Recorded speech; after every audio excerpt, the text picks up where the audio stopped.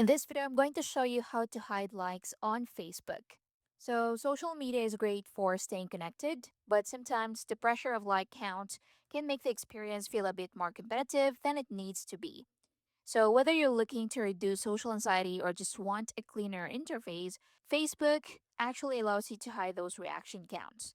So, in this video, I'm going to walk you through two different settings: how to hide likes on other people's posts so you're distracted by their numbers, and how to hide the likes on your own posts so others can see your totals.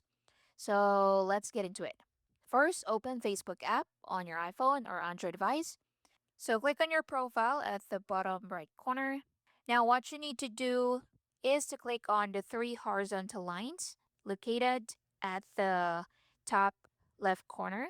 Now once you're in the menu, scroll down to the bottom and tap on Settings and Privacy. Then tap on Settings. Now what you need to do is to look for the Preferences section. Right there, you'll see an option labeled Reaction Preferences. Tap on it. Now, this is the master switch for everything related to like counts.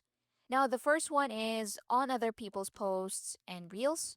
Now, if you turn this on, you will no longer see the total number of reactions for posts and reels that other people share in your newsfeed, pages, or groups.